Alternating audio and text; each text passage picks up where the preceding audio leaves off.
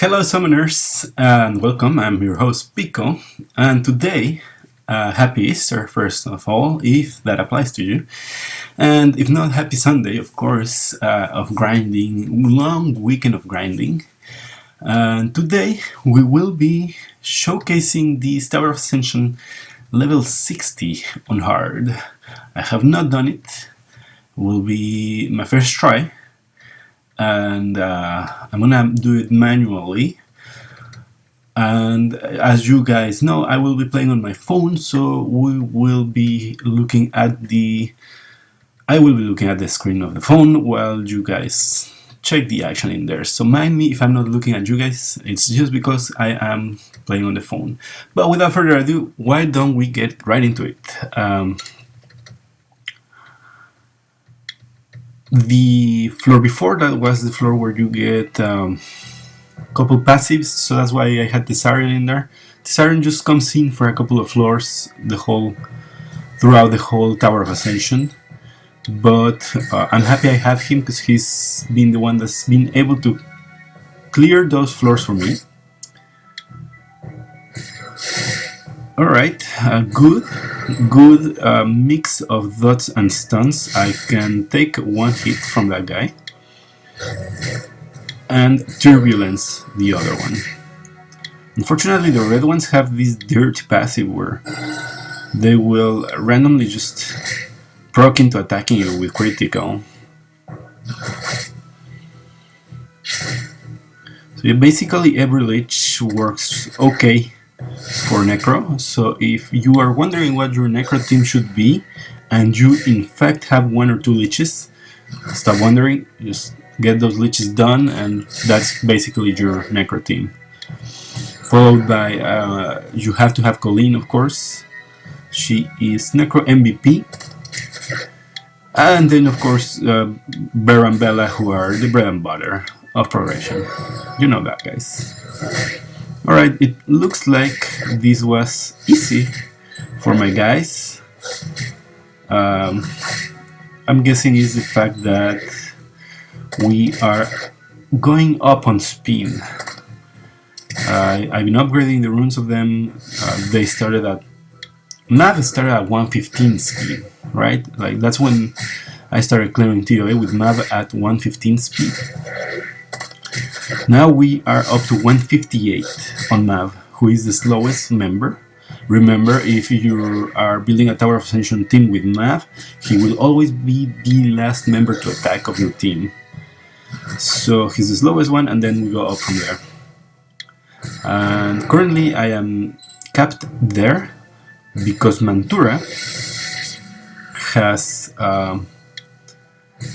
I don't have enough runes for Mantura, so I have not been able to, you know, get substitutes for what he has. He is already at plus 60 speed, which is pretty nice for a Mantura without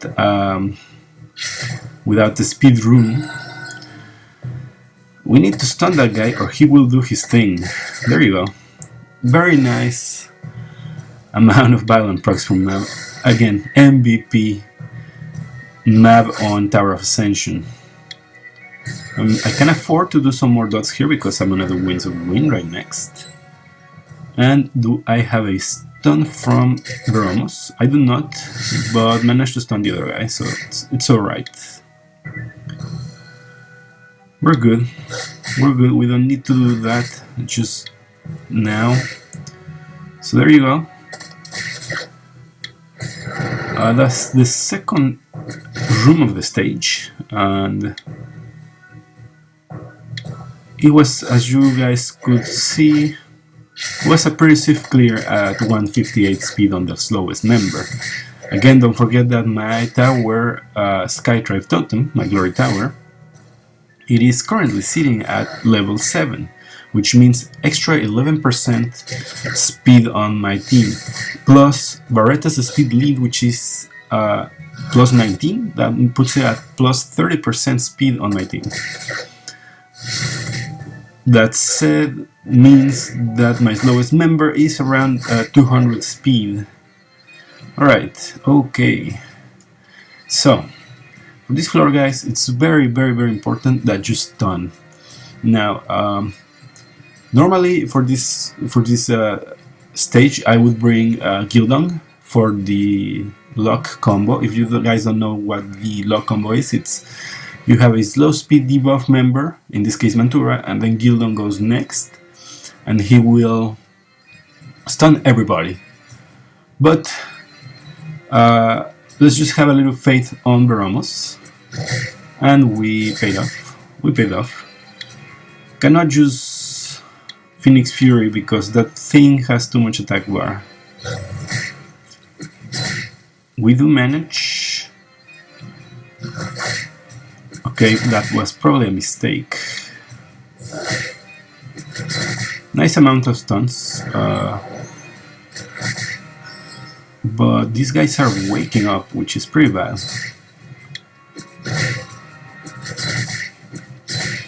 Woof, too many hits. We need to provoke that guy already. And there it is, and we get it. Alright, so we are okay so far. As you guys can see, it makes all the difference having the extra speed here, because now those Monkey Kings aren't fast enough, so to speak, which gives me a little more turns to deal with them. Have to do this right now, otherwise he will get a turn. And we failed, which puts us in a very precarious position here.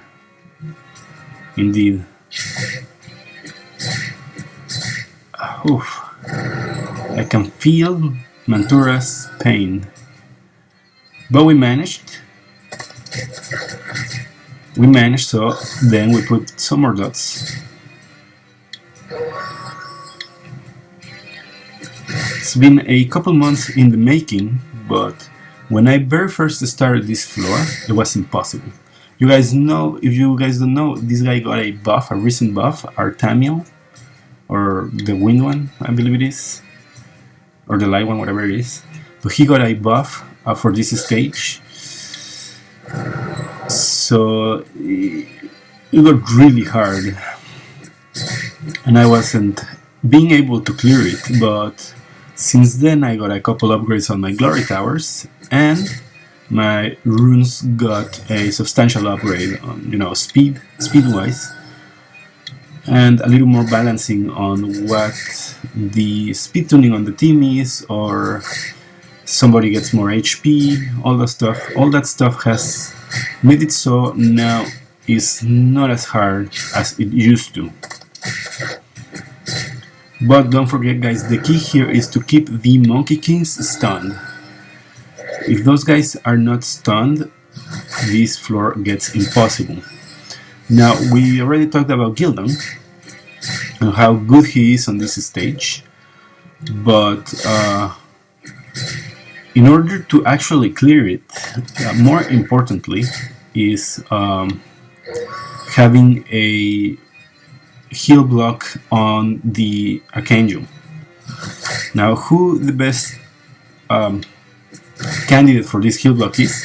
In my opinion, Colleen, because again, you might have built up a Colleen from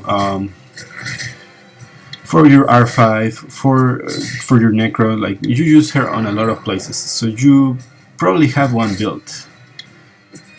So yeah, she puts a heal block on this guy, and you know, like that with the attack break on the Monkey Kings makes it much easier. Now, I'm not worried about that usage of his skill there, because him using it there means he's not gonna use it on himself. So that's why I let him do it instead of provoking him or doing something about it, or killing the jetty. And as a matter of fact, I might just not attack the jetty anymore, on the off chance that I get to see the Archangel re-heal the jetty, but it doesn't seem like it's gonna happen. He is already at too low HP, and cooldown on the skill of the Archangel is way too far from ready to go.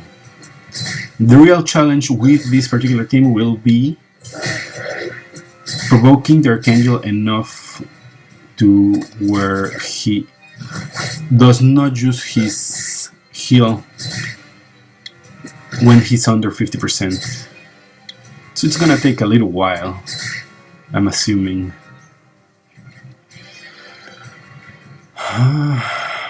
We're gonna have to.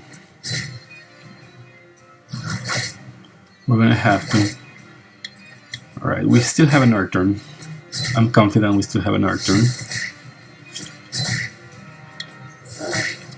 And I didn't. No big deal. Now here is where I need to start getting into the position where I have him provoked all the time. Very important that he's provoked all the time here.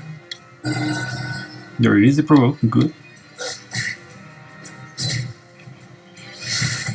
Now once the mobs are gone, I prefer to use Baretta's first skill, because that will give him actually more crit chance. Now, the problem here is that this guy, every time he gets crit, he gets 20% of his attack bar. So it's not great to be or putting ourselves in a position where we're critting him too much. But then again, everybody crits him, so it's like I can do nothing about it. Just in time, and we missed it. So now we get to do this for another half an hour. And fortunately for us, we can just click on the auto as long as he has over 50% HP. He's not going to be able to do anything to my team. But there you have it, folks. That's pretty much how you clear this floor. Again, if you are lucky enough to have a Dark Taoist or a Water Taoist, I would recommend you bring in your stun block or stun lock team here. If not, Colleen is the option to go here because of that heal block. That heal block will pretty much guarantee you quickly ride through this level without any issues. As you guys can see, it's because of his second ability, the one that actually makes it a little bit annoying. But then again, at this point on the game, he no longer is able to actually deal to an extent with my team, so it's fine. In the end, it's alright where we're standing.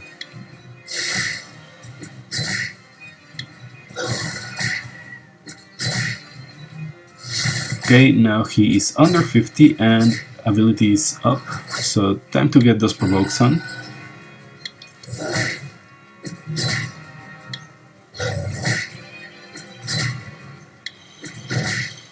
Fortunately for us, we are dealing enough damage. We're dealing enough damage where we are going to an extent fast, so it's alright. We do need some wings of wind going on right now. Can we get there in time? Because he's getting too much attack bar. Yeah, like everybody crits him.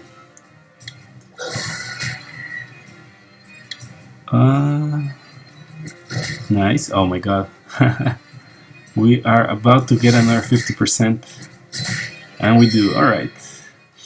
Alright, folks. Given the fact that this is gonna take forever, I'm just gonna click on the auto and I will leave you guys there with those key points for Tower of Ascension Hard 60. Again, to summarize, don't forget to bring your Gildon or your Dark Taoist, whatever his name is, if you have any, in combination with your slow speed debuff. And more importantly, if you have a Colleen, just change your Balarion for your Colleen and you'll be fine. That is it from me, guys, in this video. Enjoy keep enjoying your Sunday, and I will be looking at you guys or seeing you guys in stream tonight. Don't forget we have stream, and on the here in the channel. I'll see you guys next time.